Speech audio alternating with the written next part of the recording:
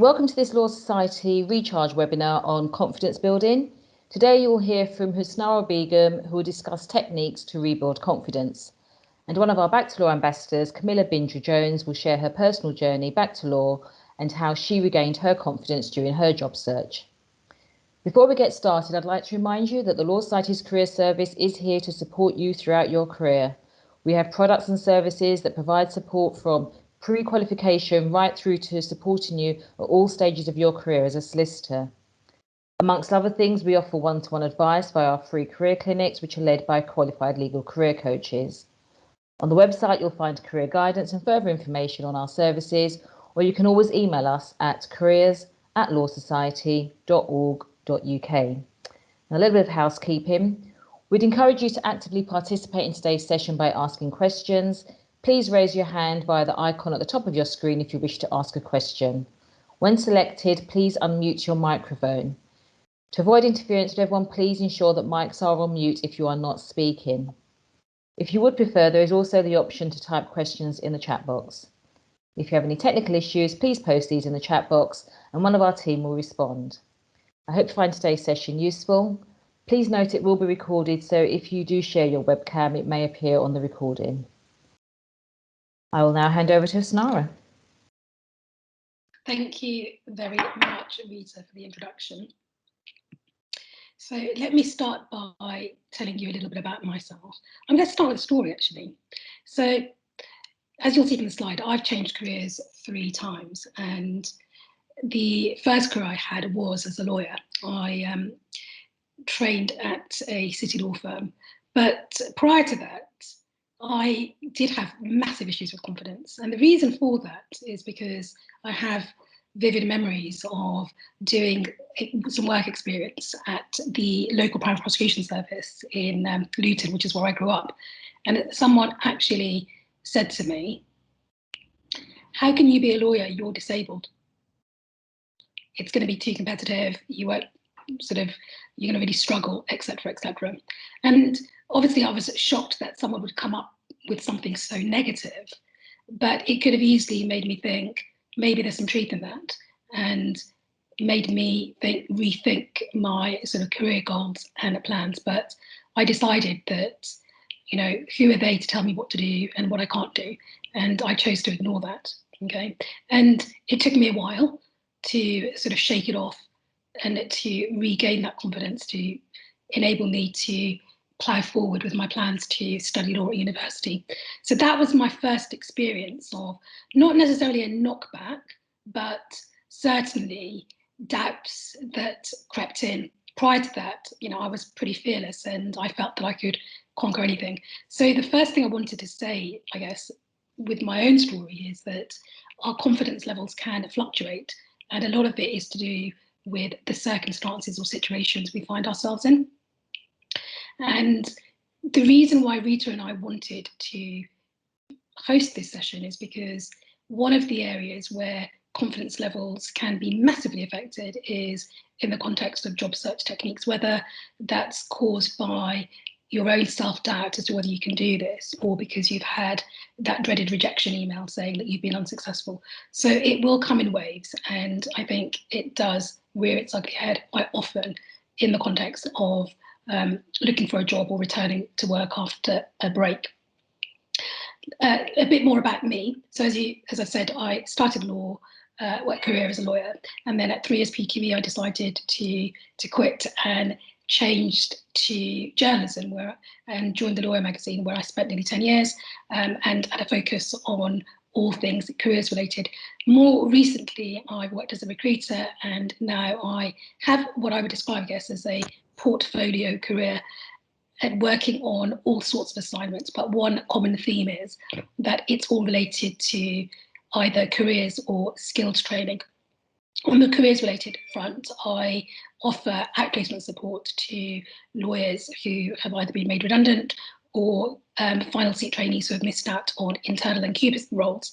And the work that I do with them isn't to help them market their sort of CV to employers. What I do is more sort of input by stealth. It's behind the scenes work, whether that's CV prep, interview coaching, or just having a chat to them about their career goals and life plans.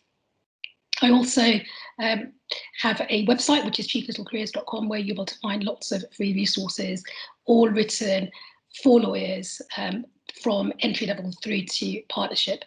And of course, the reason I'm here is because I work extensively with the Law Society, supporting the RETA on all sorts of areas, including the careers clinics and also running the sessions connected to the Recharge programme, helping returners to navigate the sort of complex web that is getting back into practice. So what I'm going to cover today is we're going to look at confidence and some of the myths associated with it.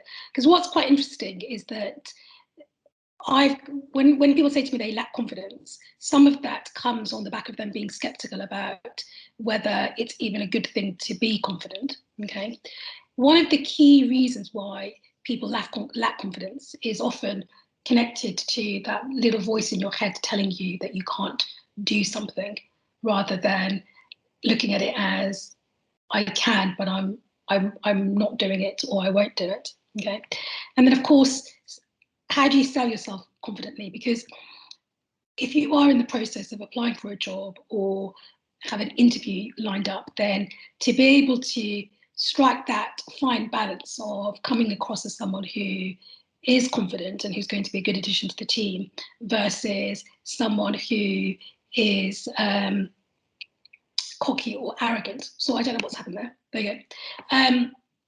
So we'll look at how you can do sell yourself with confidence without coming across as a show-off. And then I'm going to also give you some tips on how to bounce back from rejection. I'm going to be honest, at some point we're all going to get rejected from a job, even the most capable candidates. And I remember receiving my first ever rejection letter from a Magic Circle firm when I was applying for training contracts. And I literally sat there pouring my eyes out thinking, I'm a complete failure, I can't do this, I'm never going to get a job, etc., etc. And that wasn't the only time. Another time I remember getting a rejection from a job in PR because as far as I was concerned, it was a slam dunk. The interview went really, really well. And I get the dreaded phone call from the recruiter saying you've been unsuccessful. And I just burst into tears, but then tears turned into anger and frustration. And as far as I was concerned, I'm the perfect candidate. It's the employer who is wrong. Okay, so let's look at how we can make that more manageable and more constructive. As Rita's already said, we're going to hear from Camilla, who is a returner and has successfully returned to work after a career break. And she'll share some of her stories. I've heard Camilla speak before, and I think her story is really inspiring. And then we'll allow about half an hour at the end for a Q&A. Let's start with common myths, shall we? Number one, self-confidence is not something we're born with, okay? I think that people choose to say they're not confident. I think, yes, of course, there are some of us who are a bit more introverted, but I really do believe that it is a skill, and with a bit of practice, we can get better at it, okay? And what I find quite interesting is when I do mock interviews with lawyers, they often say to me, Husnara, I just don't like talking about myself. It just sounds a bit showy. And usually they are the people who are probably the least narcissistic that I'm ever going to come across. Okay. So you're right in that, there is an element of, I guess, others thinking that you're dislikable because you're a bit of a show off and it's all about, selling yourself and telling everyone how wonderful you are, okay? And it's all about you and no one else. But if you don't sort of move that arrow across the sort of confidence line a bit more, then you'll find that you will end up being the one that's playing second fiddle to the candidate who can sell themselves a bit more. And I'll give you one tip just to get the sort of things moving forward. So number one, for example, is when you're if you are doing an interview or have an interview coming up, the simple swap of I with the swapping we with I is really all it takes to start selling yourself. So often, if you're doing a competency-based interview, for example, you'll find that, I've noticed that candidates who are perhaps a little bit more sort of modest will say, so we did this and our team did that and then we decided, etc., etc. Okay. The truth is, though, that the interviewers don't want to know what the team did. What they really are most interested in is what you did as an individual. What was your contribution? So that's why that simple swap, I rather than we, is a great starting point. And I think most of us are capable of doing that. Okay. Now, this is the one I was guilty of, or myth that I held quite sort of close to me, which is confident people are the most competent or the most capable. And sadly, some employers do think that. They assess a candidate's abilities based on how they present their answers. Okay, but if you keep reminding yourself that I can be a bit more timid, I can be a bit more introverted, but I'm super brilliant and can do this, and I've got all the skills that the employer is looking for, then hopefully that will really help as well. Another one that I'm guilty of, and I think this is quite prevalent amongst lawyers, is this perfectionism sort of mindset. Okay, confident people are not perfect because you just don't know what they're thinking or what's going on behind the scenes. A lot of people would say to me that I'm really confident, and I guess I am to a certain extent, but sometimes I do feel like I'm winging it, and I'm literally suffering from sort of having palpitations as I go along. Okay, and again, people often paint this picture that everything in their life is absolutely perfect. They're in the perfect job, they have the perfect house, the perfect car, the perfect relationship, the perfect children. And we know that no one's life is perfect. Often it's far from it. So again, don't be put off by people who you think have got it all, and try not to compare yourself to them, because I think that compare and contrast, which I'm going to come on to as one of the self-limiting beliefs, can be a real challenge when you're trying to focus on yourself. Okay. And as far as I'm concerned, self-confidence shouldn't be built through this sort of fake it till you make it. Because as far as I'm concerned, there's got to be a degree of authenticity, because I've tried the whole fake it till you make it game, and I find it really exhausting. Okay. And if that said, I think that, again, women are often guilty of this, which is you rule yourself out of doing something rather than thinking, do you know what? I don't have the exact skill set for this. I don't have that much experience in doing this, but do you know what? I'm going to just give it a go and learn as I go along, sort of thing.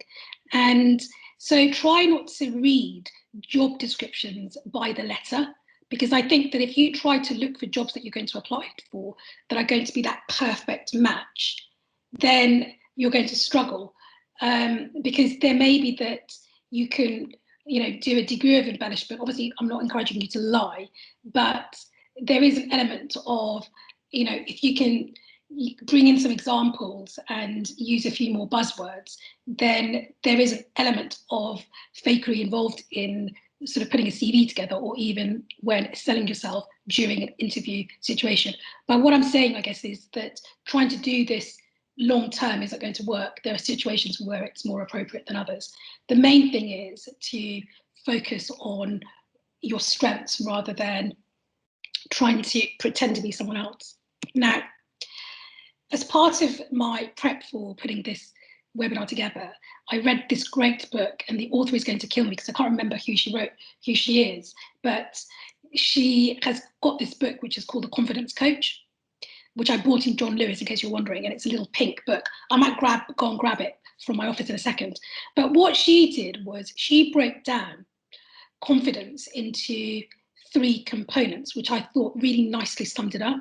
Okay, so as I said, it's got to be authentic. Okay, so we don't want sort of pretentiousness there.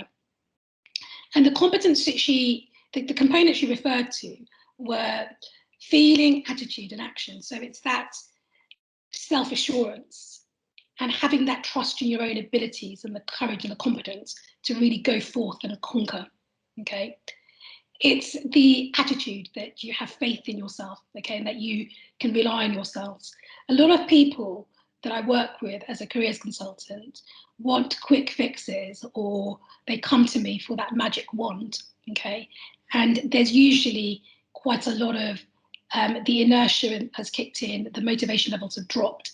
And what I've noticed is that the people who take the most proactive approach to finding a job have the best outcomes.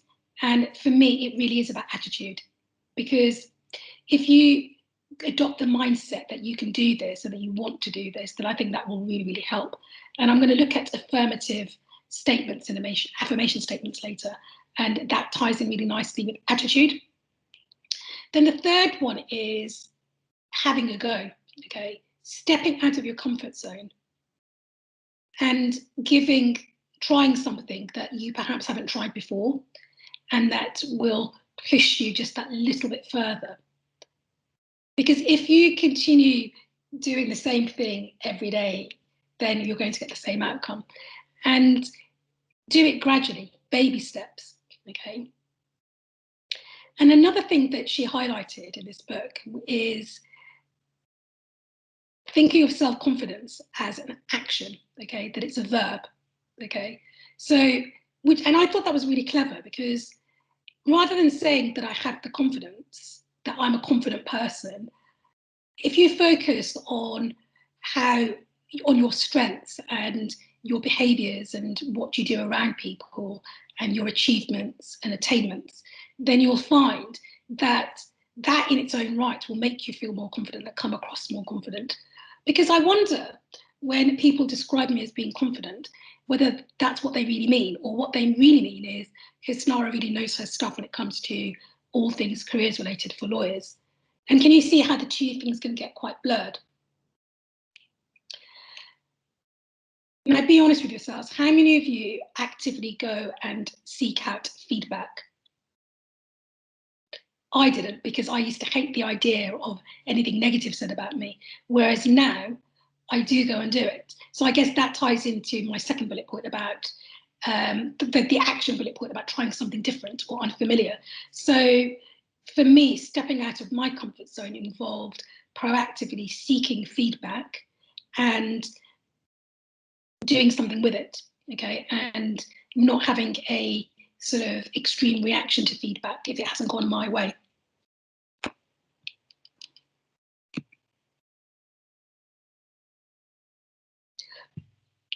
Self-limiting beliefs, in a nutshell, involve that voice in your head that tells you that you can't do something. It tells you that you're not capable. It tells you that you're not confident.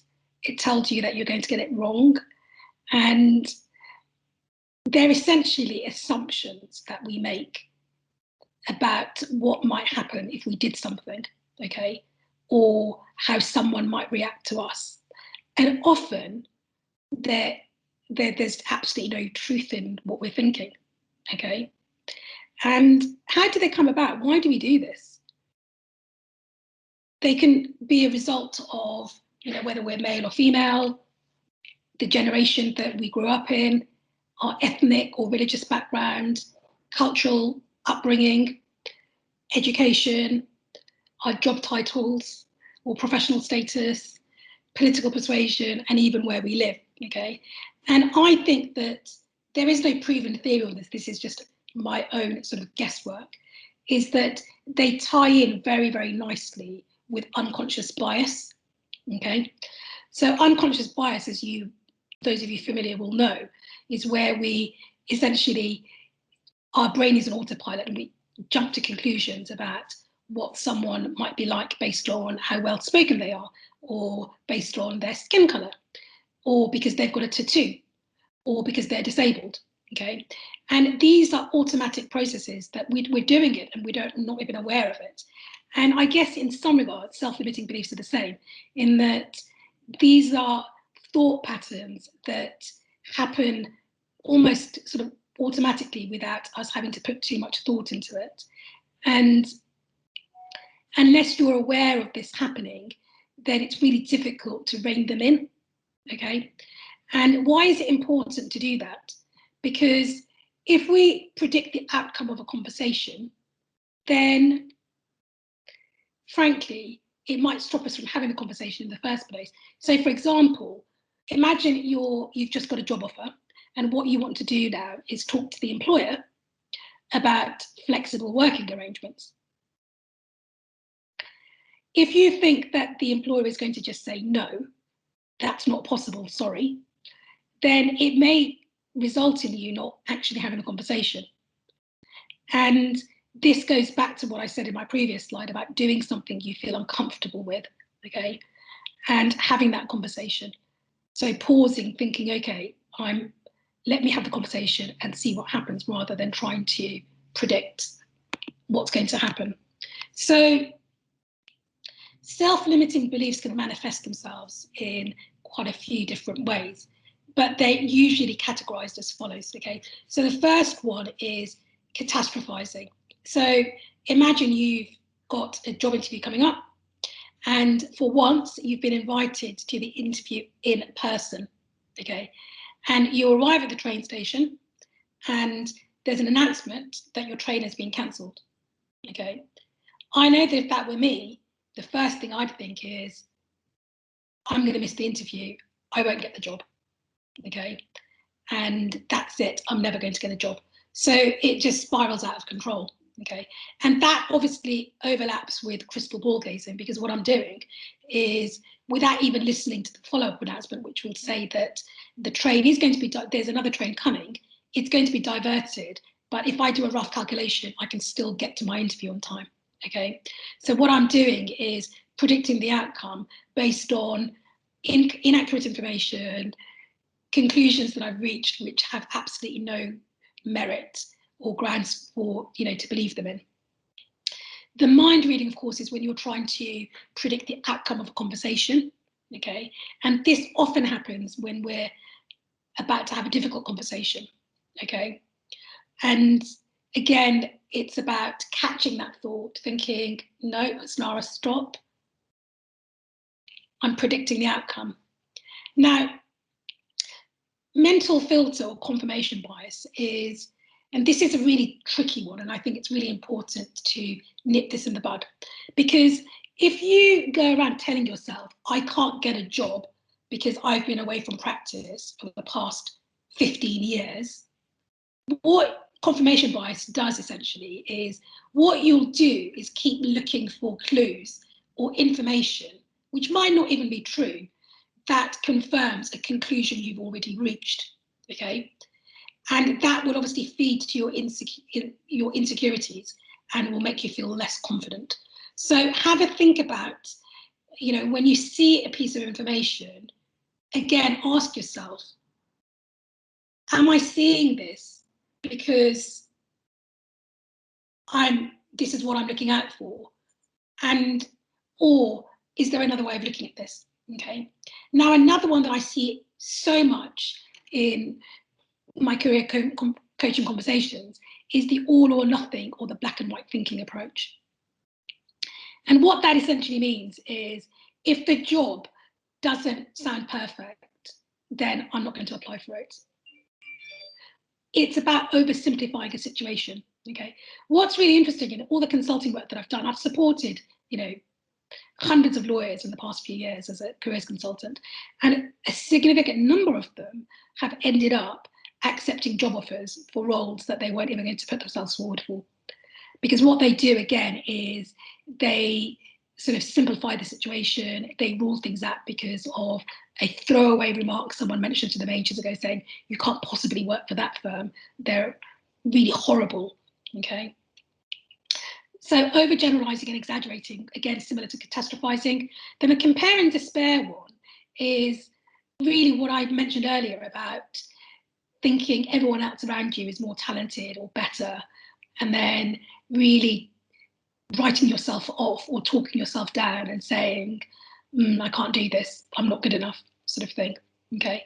And then that in turn means that you start criticizing yourself a lot more, and you know, that cycle continues, okay?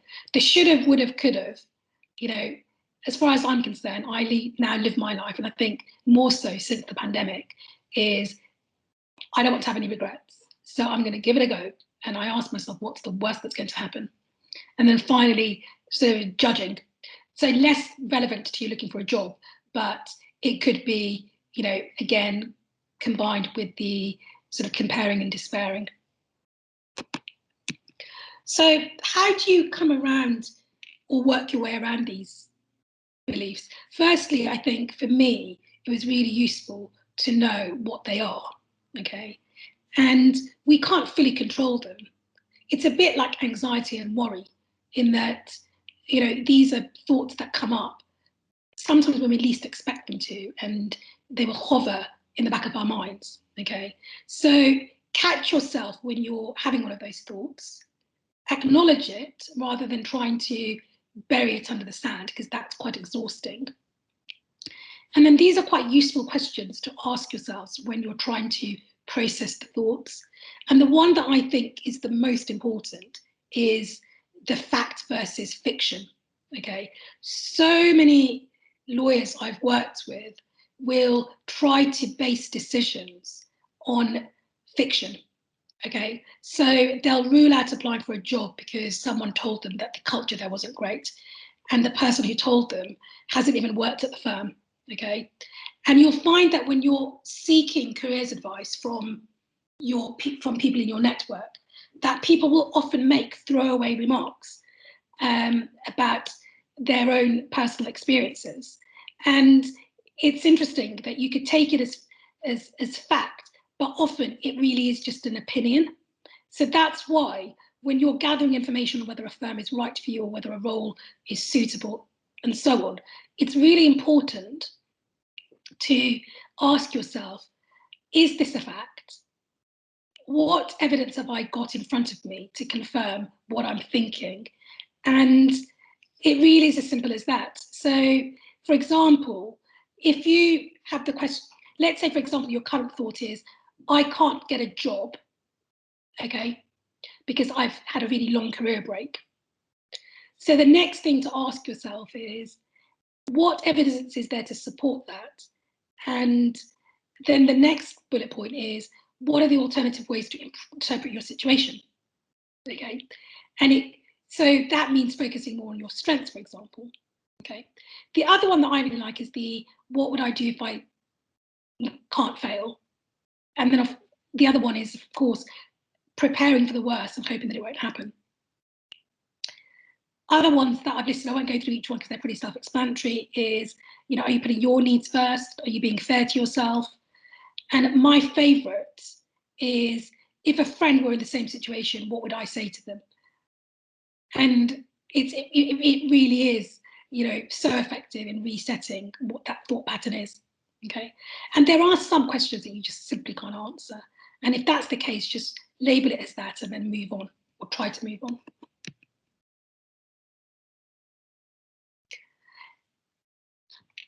Some of you are probably already familiar with positive affirmations, and there are, you know, this is lifted straight out of sort of mindfulness techniques and handbooks. And for me, this can be an incredibly powerful way of managing the lack of confidence, okay? And it's worth having a go at writing them. I'm going to give you some examples in a moment. So this is sort of like the step-by-step guide of putting one together. So think about your professional life and what you'd like to change for the better. So it could be as simple as, I want to get a job in a different practice area, or I want to return to work after a break, okay? But make sure that your affirmation is credible and achievable, okay? Although that said, it doesn't need to be the same as a goal, because with goals, I think they are definitely, you know, need to be specific, measurable, as you know, achievable, realistic, and time sensitive. So you've heard the phrase SMART goals. With affirmations, you can be a bit more fluffy, okay? Use it to turn negative thoughts into positives. Write your statement in the present tense. Read it out aloud with feeling, and if necessary, stick it on your fridge or have it as a screen grab on your phone, or make sure you read it to yourself regularly, maybe when you're about to go for an interview. And often you'll find on the internet, and I've got some links at the end that I'll show you, that you can combine positive affirmations with meditation. And I've tried this and I've become quite evangelical about it. I find it really, really helpful. And there is a link that I'm going to share later, which is specifically for interview confidence and combines sort of affirmations with some breathing exercises. So these are some examples I've come up with of what an affirmation, a positive affirmation should look like. Okay, so again, feel free to jot these down. I won't go through each of them, they're pretty self-explanatory. But the main thing is, when you say it with conviction, I really deserve the job. I can do this. I believe in myself. You obviously don't need to have as many as this, but it's worth having a few. And as I said, the most effective way of using these is with sort of meditations and breathing exercises.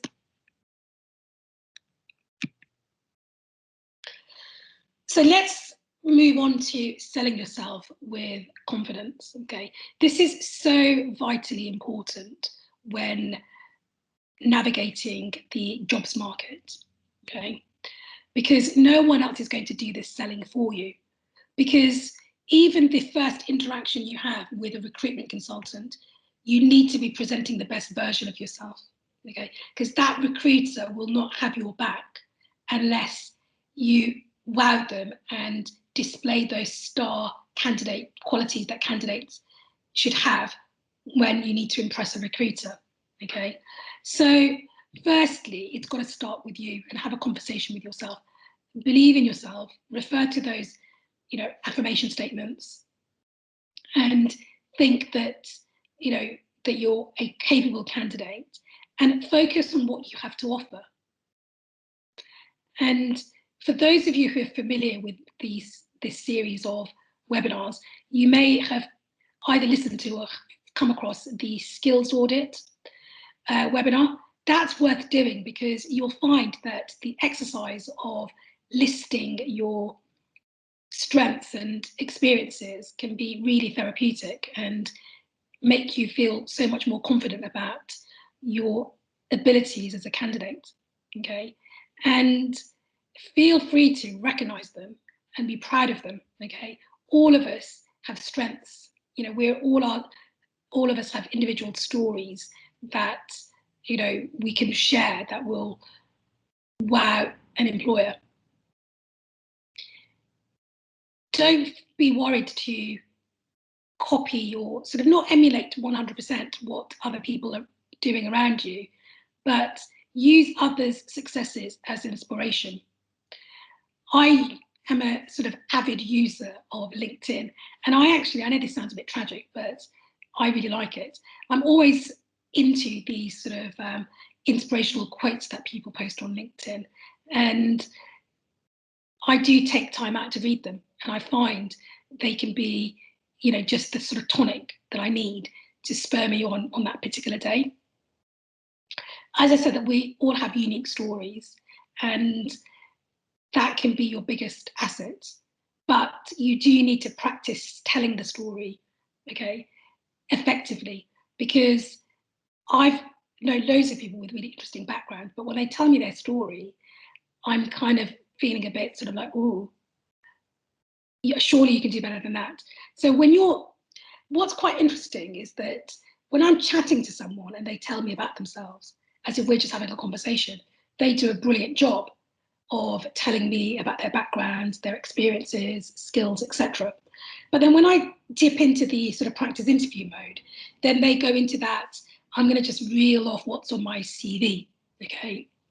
So even in an interview type situation, I really do believe that if you can tell your story in the same way as you would do it when speaking to a friend over dinner or at the pub, then you'll do a much better job of selling yourself. okay? Now, there are two words that I think you should abandon from your vocabulary: only and just, okay? Because they do tend to dilute what we're saying. Oh, it's only me calling. Why not? It's me calling. Ring me back, please. Oh, can I just have a quiet word? Can I have a quiet word, please? Or can I borrow you for 5 minutes? So I think that those two words really do make you feel a bit more of a submissive, and I'm not keen on them. And one of the biggest myths about being confident and selling yourself with confidence is that it's all a bit salesy and it's all about me, as I've said right in my earlier slides. But remember, one of the best ways to create a positive first impression and a lasting impression that is actually not focusing yourself and shining the light on people that you come across, okay? Because for me, when I meet someone and they make me feel really good about myself, that has a really positive impression on me than someone who just comes across as doing a bit of a hard sell on how amazing they are. And so be curious and practice your listening skills. Okay. I've already touched upon the authenticity and piece. You know, be yourself and be consistent. Okay. The other one that I really do believe is important is to think about who is in your network and to try to surround yourself with people who you have positive, meaningful relationships with, okay? And who are going to be really supportive and offer you a bit of emotional support, okay? I like to think that, you know, I have a war cabinet of people who I can turn to in a crisis, even if it's simply to cry on their shoulder. And they are typically different to the people who you need to really impress, okay? And I think the most effective way of selling yourself is to get everyone else to do it on your behalf. And that's what I mean about cheerleaders. It's identifying people in your network who are usually a bit more senior, a bit more influential, well connected, and who have your back and who will go around singing your praises. Okay? And they will be the people who will do the introductions, the referrals, the recommendations, etc., etc.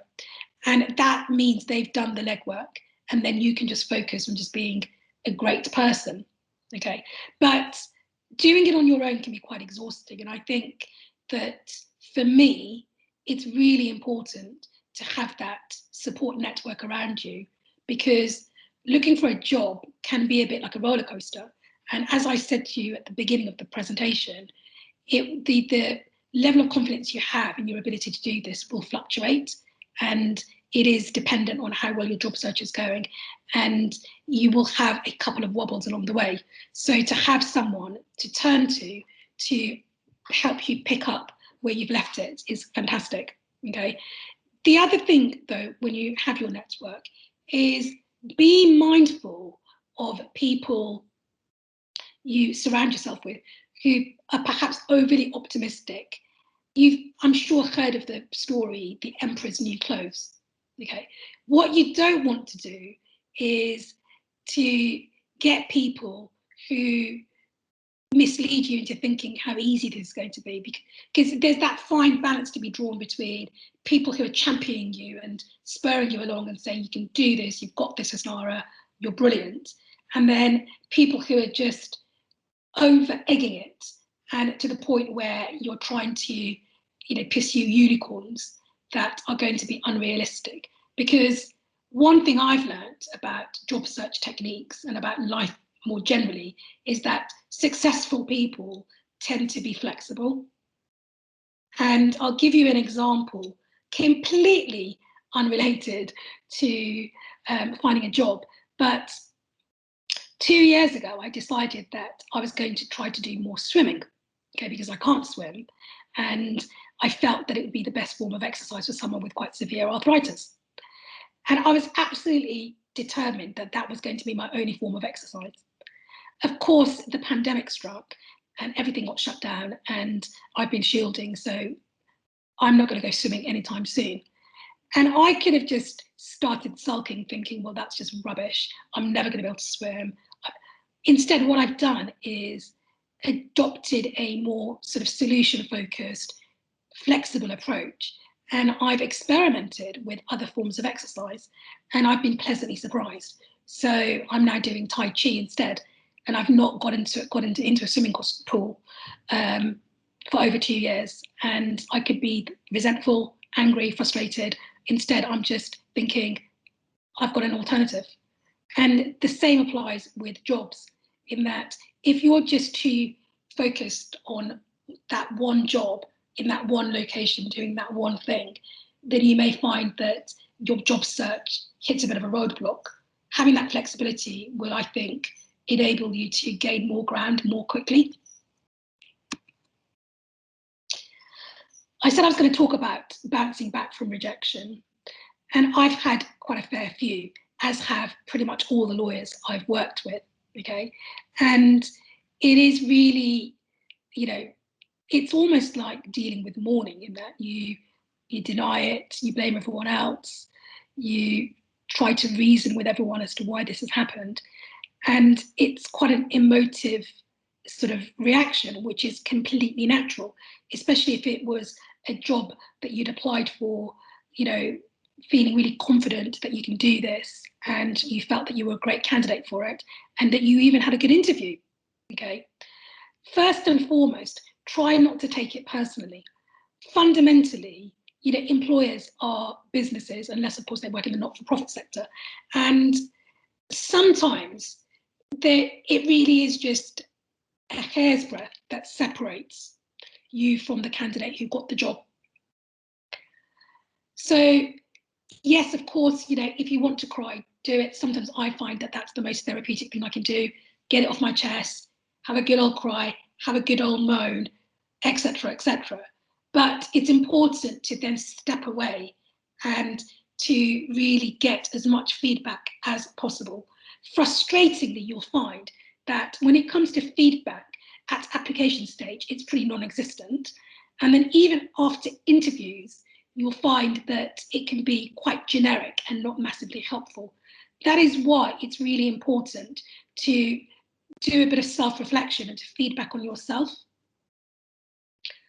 Ask yourself, okay, what went really well? What could I have done differently? And where is there room for improvement? And another tip that I'll share with you is, if you are about to have an interview, then once you leave the interview, what I recommend you do is to make notes immediately afterwards, really detailed notes, if time permits, on what questions you got asked, your answers, how the interviewers reacted to you, any answers that you felt you underperformed on, etc., etc.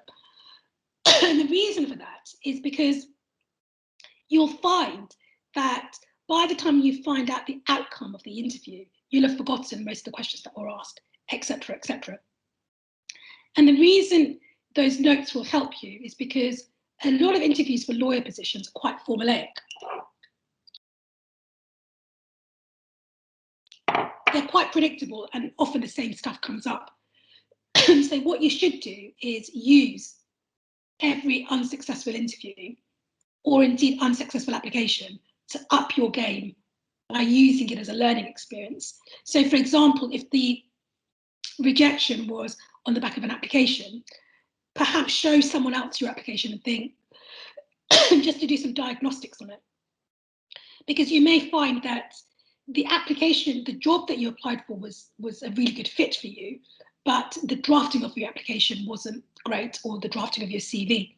Or it could be that your CV looks great, but the job you applied for wasn't realistic. So that's why it's really important to keep checking in yourself.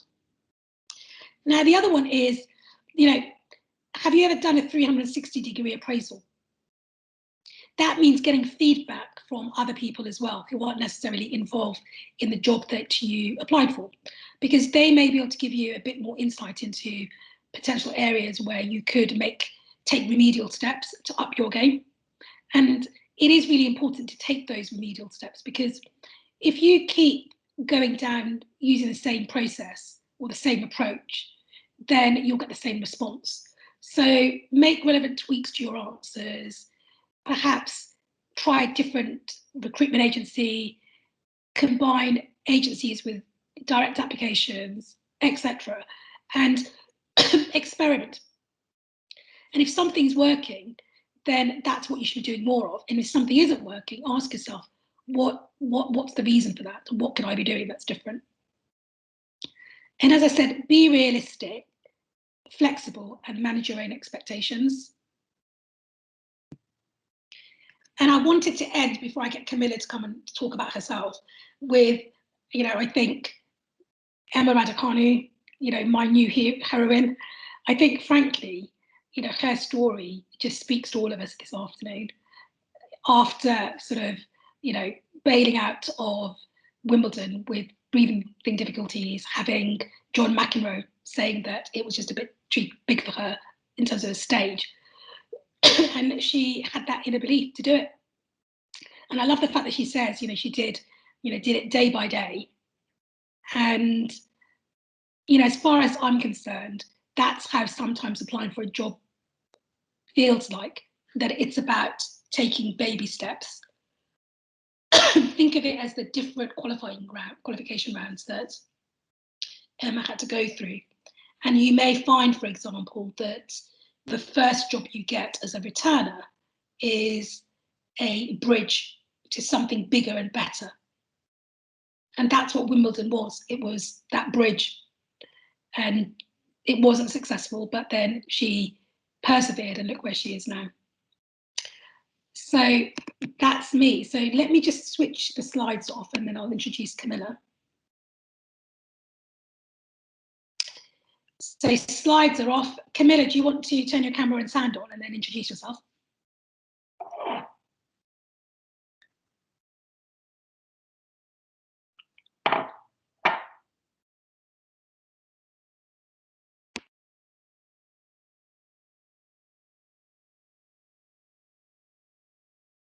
Can you hear me, please, Husnara? Okay, thank you. As you know, my name is Camilla Bindra-Jones, and I am a Back to Law ambassador for the Law Society. I've been an ambassador for a few years now. When I first became an ambassador, I actually had not returned to the legal profession. I am now employed full-time as a family solicitor with a regional law firm in Hampshire. So I do feel like I have managed to succeed on my return journey, although it is a very strange concept, because I feel like it's a continuing journey in a way, because it's a bit like having had a journey to return, and now I have to have a journey to progress a career, as if I'm starting out from scratch again. Let me tell you a bit about my career break. I had a 24-year career break. I didn't work at all. During the time I had 4 children, I was very much a full-time mother and stay at home, not really involved in much at all. Did not think I would ever return to the profession, and suddenly found myself unexpectedly having to think seriously about it, as a result of a divorce after 23 years of marriage. So to be perfectly honest, it was a shock, and it was something I had not prepared for. Now, when I first started my journey, I did think it would be almost impossible to return, simply because of the career break. And when I started to talk to people, the first people I talked to basically told me straight away that I would not have a chance and that I would be wasting my time. So I will say to you, this is my personal story. So don't take anything I say too seriously, because I certainly took too seriously what those initial people said to me. And so when I first started out, I gave up immediately, and had a complete crash in confidence, but didn't realistically think, maybe these people, maybe I should ask a few more people.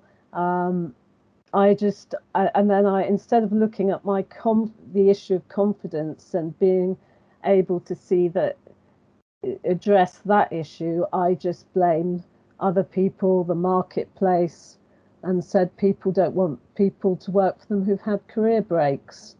And I blamed externalities, to be honest. And so, for me personally, a lack of confidence and an inability to recognise that confidence was a very fundamental problem at an early stage caused me a great deal of delay, and the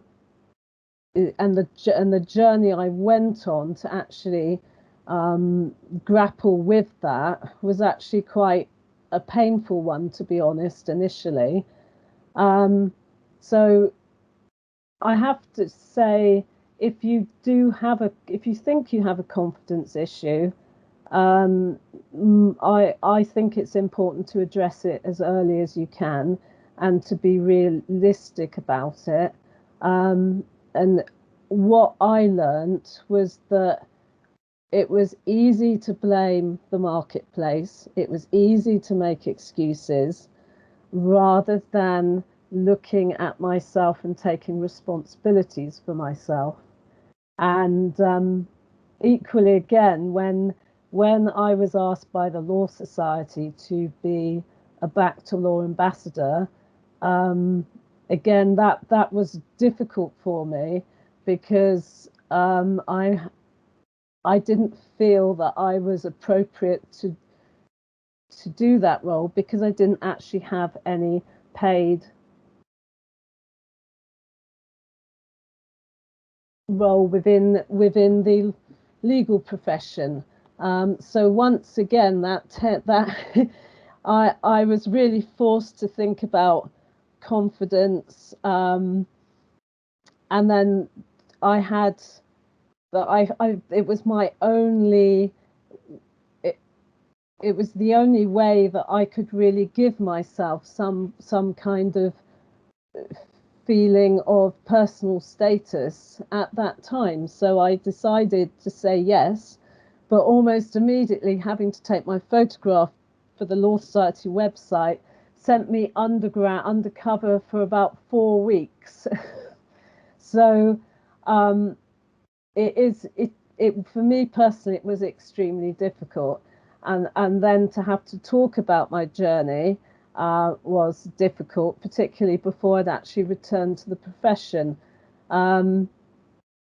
What I have found, it took me a long time to realize it, is that lots of the steps that you can take to try and return can actually be quite, for me, they were quite pointless and a waste of time, because I was thinking I was ready to go out there and do something, but I was not even ready to open the door to start.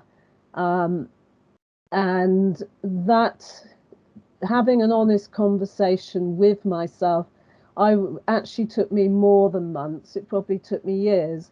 And I had to acknowledge that a problem that I'd had when I started out in my career, and I qualified in 1988, I had managed to avoid, despite working in the legal profession for 7.5 years.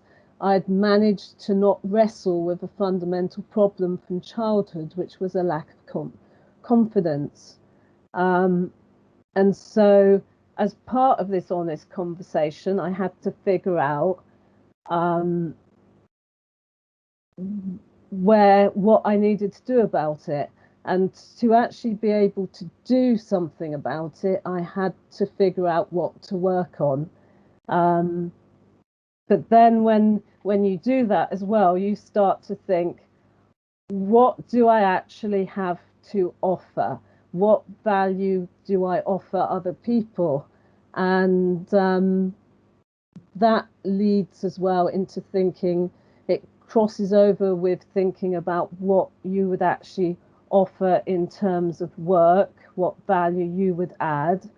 And I found that the issues are quite intermixed. What value you think you have of yourself as a person is intrinsically and fundamentally linked with what value you think you will offer to an employer in the workplace. And so trying to offer value to an employer in the workplace for myself personally became almost impossible, and was impossible without actually asking myself the question, what can I actually do for an employer? And starting to then ignore the negative feedback that was out there from everyone about no one will be interested in you after a lengthy career break. I actually started to think about what I could do, what I wanted to do. And again, two different questions I found, because what you want to do is not necessarily what you will find an employer will be willing to pay you to do. So there were quite a few pieces of the jigsaw puzzle that I started to have to try and figure out how to fit together. And so I examined my personal values, and I started to find that it became easier to talk about myself with other people and have a bit of confidence about talking about myself after I had had a very clear conversation with myself and understood my own values, what was important to me, and what I felt that I could do for other people. And once I made that fundamental or found that fundamental understanding, it started to be like a process of building blocks. And at the same time as doing that, I also identified where I genuinely thought I should be right not to be confident, and would have been mistaken to have been confident. And so I accepted where I was lacking, and then decided what practical steps I could actually do to address that lack. And so I took myself on a lot of courses, and this served two purposes. At the same time as getting up to date, I also enabled me to mix with members of the profession, people who were working, and try and absorb some of their confidence in the profession almost by a process of osmosis, really. But it just helped to remember how it used to be working and to mix in those circles again. In terms of going to networking events in the legal profession, that I found very challenging initially. I very much struggled, and I had to set myself. I would every time I would try and figure out a next step to take to try and push myself forwards. And so on a day when it would feel very difficult, I would maybe just do one thing. On a day when I would be feeling a bit more able to manage myself, I would maybe do two or three things, but I always made myself do at least one thing that made me feel slightly uncomfortable, because so that I tried to push forwards. And so I remember once when I was doing an internship at a mediation centre. I went to a talk at Lincoln's Inn, the old hall at Lincoln's Inn, and because I'd done nothing that day to actually push myself forward, I made myself ask a question at the end of the talk, even though there were lots of retired judges and solicitors all around asking very, very intellectual questions. Although, to be honest, I did bottle out of this task, and after having had my hand up at the beginning, I removed my hand.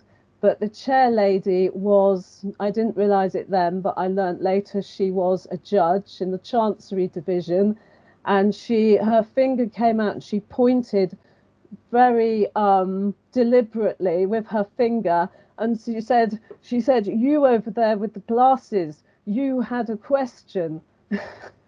And so, after having completely lost my courage, I then had to speak. And then I thought I'd got there and could muster up the courage. And then she barked, "You will wait for the microphone." And the addition of saying the microphone was almost too much for me. But I did manage not to run out of the crowded hall. And I asked my question. So that was my task for that day. And I thought it was over and done with. But at the end of the drinks event, the chair lady came and asked me to join her and her fellow judges at their club for a drink. And so I went along with the other solicitor. And as a result of that, I met Master MacLeod, who at the end of the evening, she gave to me her email and told me to contact her and said that she would help me return to the profession. And to my shame, I just put her email address in my bag and didn't look at it for 6 weeks later. And because I just automatically assumed that no judge could possibly be interested in helping just a nothing like myself, who had no role, who had not returned to the legal profession, who really just would not be worth any time or interest. And so I put her name into Google just out of interest, and then I learnt that, she's our, and then I learnt more about Master MacLeod and realised that I had realised how stupid I'd been, and that I had made a very I was very shocked, to be honest, to realise my capacity to make assumptions. And so, without even thinking, which is sometimes the problem with email, as I find, I just typed out an email just saying, "I apologise, I'm very sorry, I just made an assumption that you would not be willing to help me, and that's why I didn't contact you." And again, I assumed that I'd never hear a reply, and her email sprung back immediately saying, "Let me know when you're coming to join me in my court. Come and spend some time with me." And so I did, and I spent 3 days with Master MacLeod. She was so helpful and informative and welcoming, and I spent time with her fellow masters. And since then, she always helps me immediately. She's invited me to her private talk that she gave when her story was launched, and it's been it's been absolutely enlightening for me. And so I learnt a very powerful lesson from that experience, and will never forget that. And so for me, it demonstrated the dynamic of pushing yourself outside your comfort zone. So from that one small question, I had that help from someone in that capacity in the legal profession. So in reality, for some people that might not have been a lot to ask that question in front of a crowded hall with retired judges and full of judges and solicitors, but for me it was a very big step.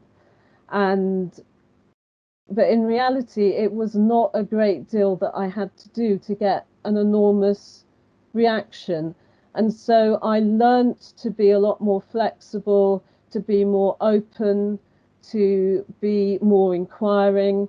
I also made sure that even if I didn't mix, if I couldn't go to legal events, I also started to network with local business people, and I found them to be really, really helpful to talk to, very supportive, and really good with practical ideas about what you should do for jobs and job applications.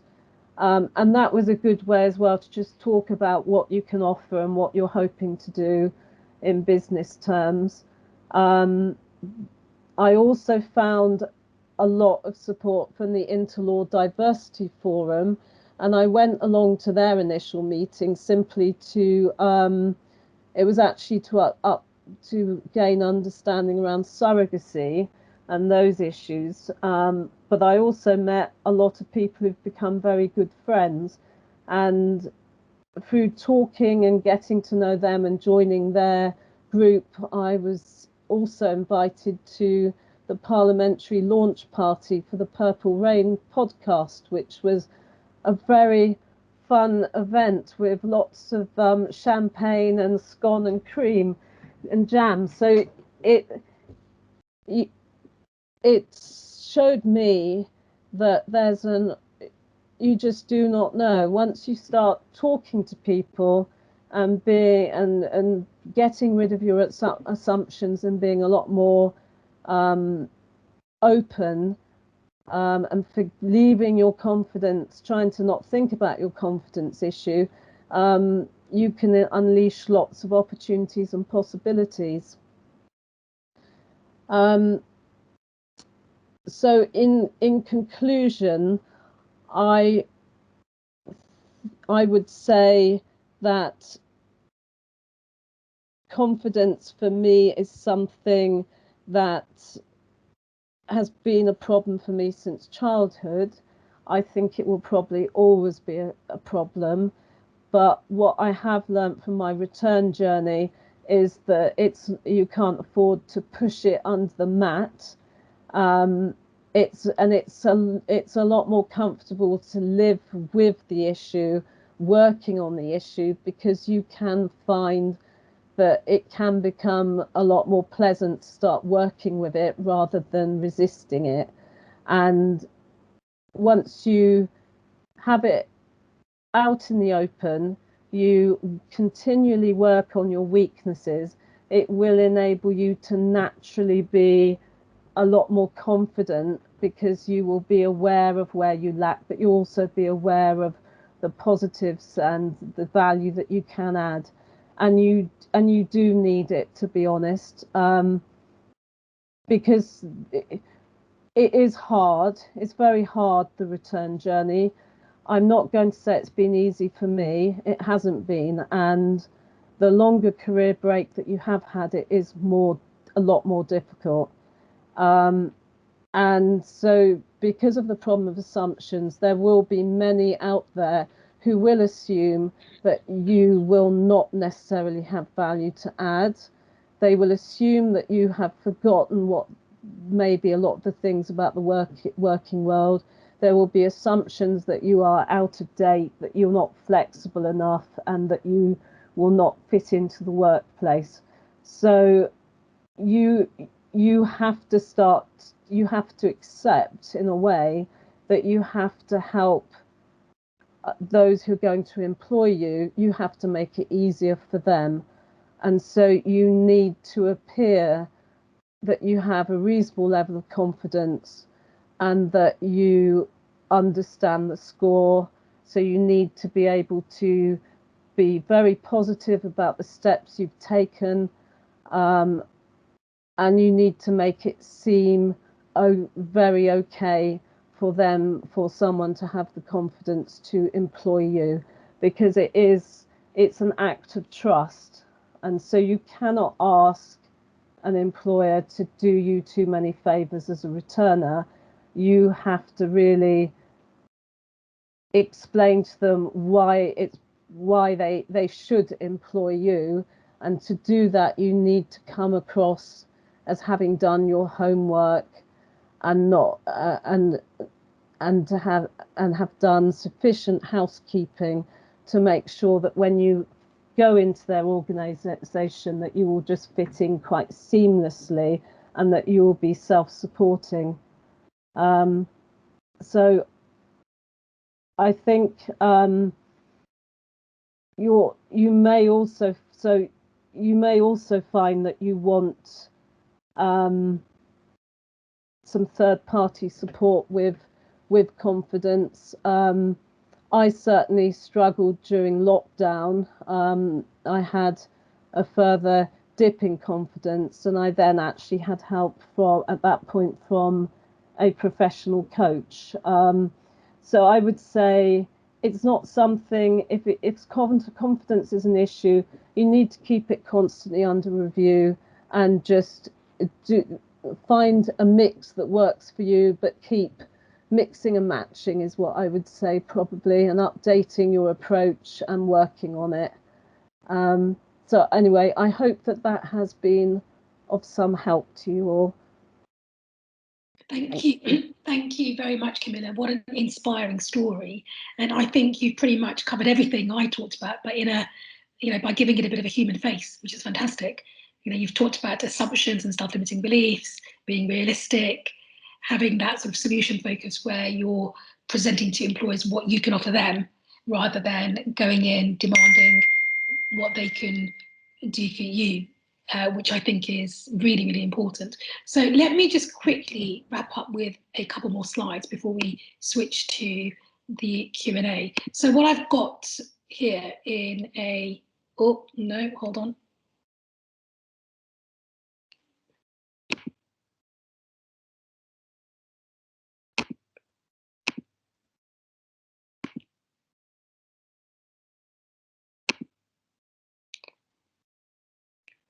So I just wanted to wrap up by walking you through a sort of bullet point list of how to go about rebuilding your confidence or boosting your confidence levels in the context of looking for a new job or changing career direction or returning to work after a break, which hopefully will sort of tie in very, very nicely with what Camilla has just said.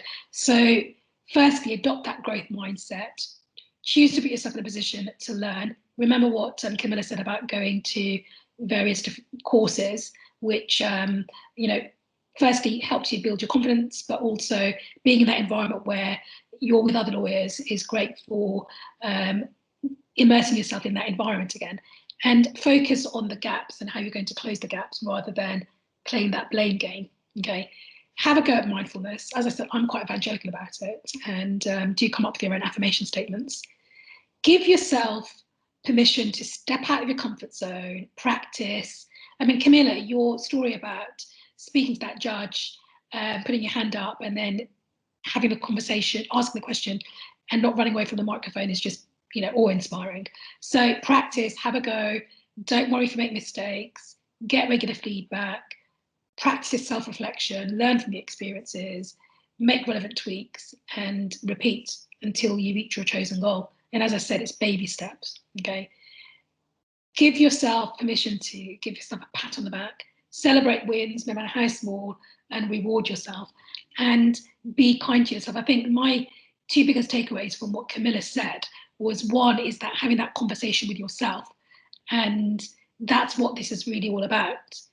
And then secondly, don't worry if it doesn't sort of come back in swaves. Okay, you need to keep checking in with yourself, and if everything doesn't go to plan, then don't sort of allow that to knock your confidence. As they say, if you fall off the horse, get back on it as soon as possible. So as I said, here are some links to some mindfulness materials that you can access. I've got the Headspace app. I think it's fantastic. The subscription is worth every single penny. And there are a couple of free meditations that you can get from my website as well. So that's it in terms of the presentation. So we've got 15 minutes left now for a Q&A, which Rita, I think, is going to help manage. So if anyone has any questions, either for myself or Camilla, then do raise your hand and fire away.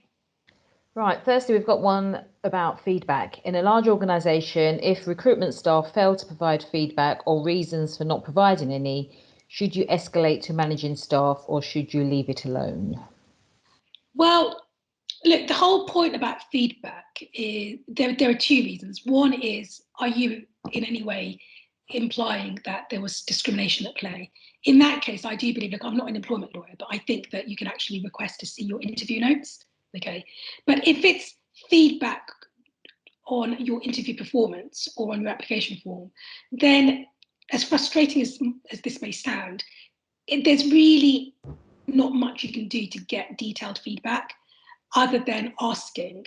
That's why I think personally it's more important to try to get that feedback on yourself. If you want to escalate, then you can do, but you may find that you still don't get anything that's going to be helpful to enable you to move forward positively. Because the feedback, as far as I'm concerned, should be used as a learning tool. But if it's, as I said, something more sinister, then you can access your notes. But the huge caveat being that I'm not 100% sure because I'm not an employment lawyer. A few thank yous for Camilla on her inspiring story. Next question. Coming from a different country, working in a small law firm here, the thought of applying to a large firm feels intimidating. How do I get rid of that feeling? Well, firstly, I think that, look what Emma Raducanu achieved, okay? In that, if you give yourself permission to do this and manage your own expectations of what will happen if it doesn't work out, big firms, as far as I'm concerned, aren't the be all and end all anyway, okay? And you could potentially work your way towards that by applying for something a bit smaller. So firstly, you've got to go away and ask yourself, what is it that you're trying to achieve by applying to this firm in the first place? And so it's not so much about intimidated applying for it, because there could be some other underlying causes that makes you feel like that sort of thing. But my view is just go for it, but be flexible and be realistic. So again, probably not what you want to hear, because the oversimplified answer will be just go for it, reach for the stars. Everyone is capable of doing that, okay? But as much as I'm inspired by Emma Raducanu, I think she's also quite an exceptional individual. So we all need to be a little bit more realistic and have our feet firmly on the ground. So I would say do it more gradually. And as Camilla said, if you actually focus on what you could offer the employer, that will help you build your confidence, because that's the first thing. Because the other thing that Camilla said, which I thought was really interesting, is timing when you make the approach. And I think Camilla will nod when I say this, which is you need to have that conversation with yourself and ask yourself, what are those values? What are you trying to achieve? Do that skills audit that I've referred to. What are your strengths? What are your achievements that you can bring to the table? And I think that will be a really great way to have the confidence in yourself to be able to make that approach. And if after you've done all of that, it's no longer a confidence piece, it's more about, is this the right job for you given your skill set? And it becomes a conversation about reality checking. Camilla, did you want to add anything to that? I have found it helpful to always focus on the fact now that an employer isn't actually interested in whether or not you've got a problem with confidence. They just want you to come across as sufficiently confident so that the conversation flows, that there is a certain ease about the process. And I think that has helped me, because you remember that when they receive job applications, do interviews, they're seeing so many people, they're not really that interested. So it really is all you do. If you let your confidence let you down and slow things down, you're just hampering yourself. No one is really that interested. And it's really my children who helped me get there, my dear sons, who just said to me when I didn't even want my picture on LinkedIn, they just said, "Get over yourself, mother." And I hear them saying that so often, as they're sitting in the kitchen, and that really helps me, because then I realised that it's just this big baggage that I carry. No one in the outside world is interested, so it's far better to just think about what's required by the recipient of the conversation and get on with it with a degree of confidence and flow, so it's pleasanter for them. Camilla, can I just say thank you very much for being so direct, because I've been receiving feedback on some of the other webinars I've done as part of this series, and a few people have said that I'm a bit negative or a bit too negative, okay? But that phrase, "get over yourself," frankly, pretty much sums up most of the things that I think about career coaching, which is, you are your own biggest obstacle. And that's why I spent so much time talking about those self-limiting beliefs, because, often, you touched upon this in so much detail, because you referred to it as assumptions, assuming, why would this judge ever want to speak to you or reply to your email?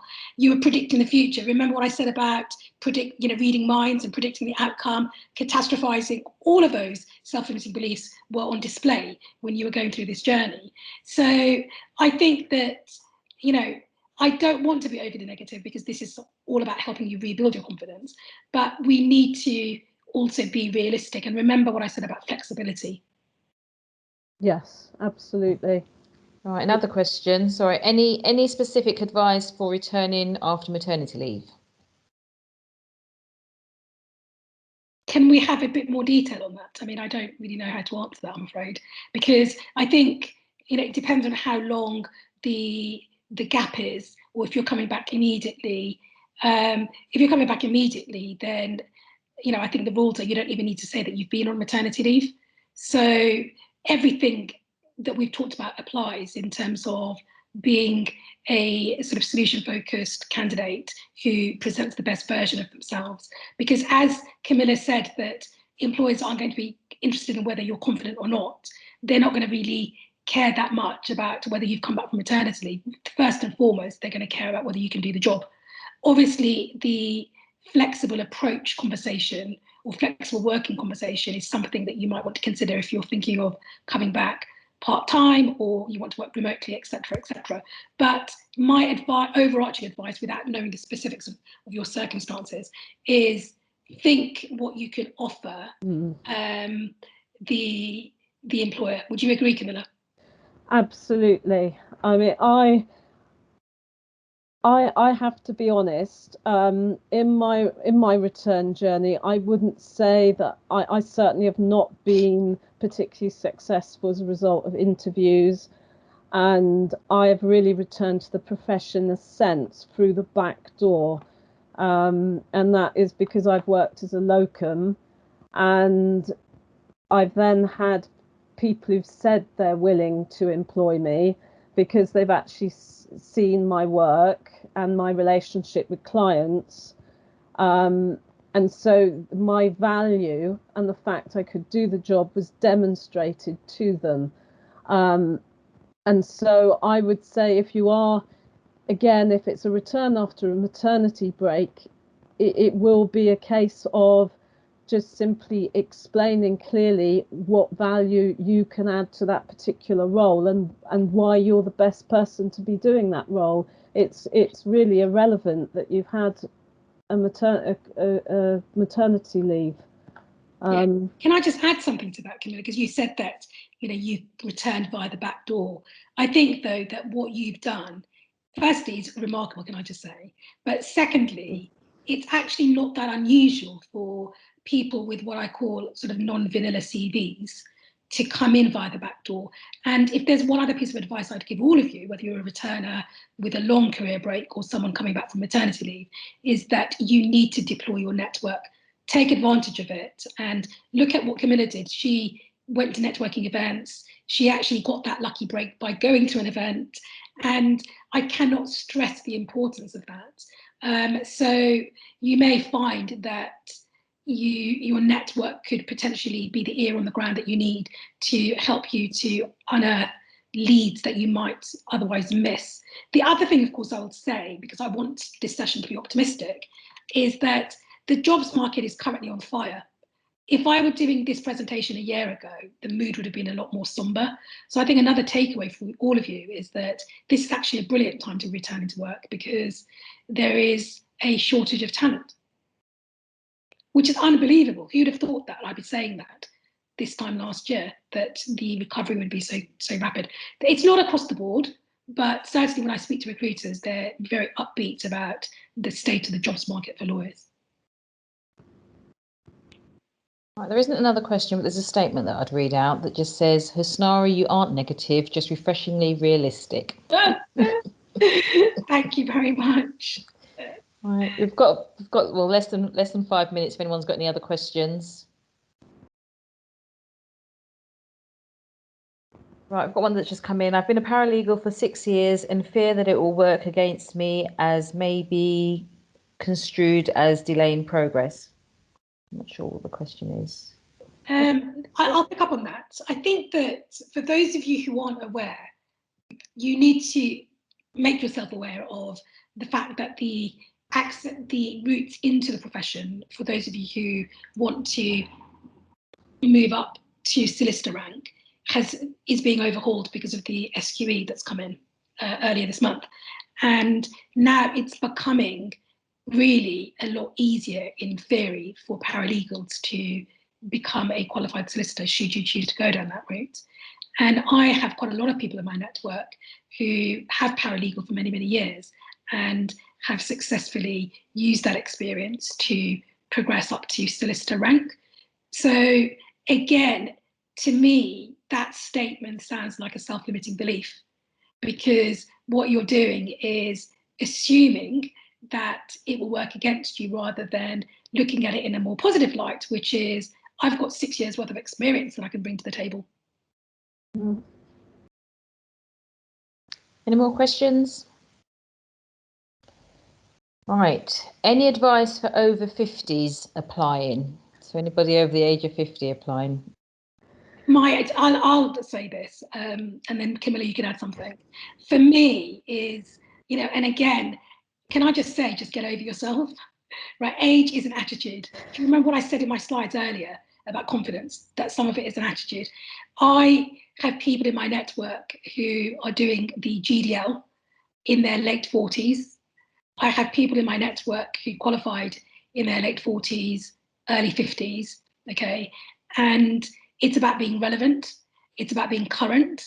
It's about selling yourself confidently and focusing on those strengths and the life experience and any experience gained from previous careers that you can bring to the table, and that you use your age as your USP. And again, it's a self-limiting belief, isn't it, Camilla? Well, when I mentioned my age and the fact that I was over 55 and trying to return to the legal profession at the firm where I currently am, and saying how very old I was to be trying to return, the director got extremely embarrassed, shot up from his desk and shut the door closed really fast, because so many people in the firm where I work are over 50. And there's actually one of the conveyancers, he's actually 76 and working full time. And they do, where I am, they do not see age, they only see the practical work. And if you're able to do the practical work and clients are happy and clients are not complaining, they consider that to be job done. But if you were to say to them, you're a very good employer, you're employing all these older people, and you should be up there getting lots of accolades, they would not take no praise for it, because they don't employ anything, it's not due to age. Yeah. And also, can I just stress, one final point before Rita kicks us off the call, which is it's obviously illegal to even ask for your age. And I think you risk, if you focus on it so much, you turn it into the issue rather than the employer. So try not to, make it into a big deal, in the same way that, I've worked with quite a lot of female lawyers who the first thing they do when they introduce themselves is tell me that they're a mum. And I'm like, I don't care. I want to know whether you're a good lawyer or not, sort of thing. And of course, being a mum defines you, and your priorities change and all of that stuff. But fundamentally, as Camilla rightly pointed out, it's about your ability to do the job. Great. I think we're coming to the end. Oh, yeah. And we finished on time, which is amazing. Well, I'd just quickly like to thank both Husnara and Camilla for thank you very much for your time and for the great information that you actually shared. Also, thank you to everyone who attended, and I hope you all found the tips valuable. You will be emailed a feedback questionnaire, which we'd really appreciate you taking the time to complete, as they really help us to improve our activities. You'll also receive a copy of the recording. Thank you all for attending and for participating. With that, the webinar's come to an end. Thank you. Bye. Thank you. Bye, everyone. Bye.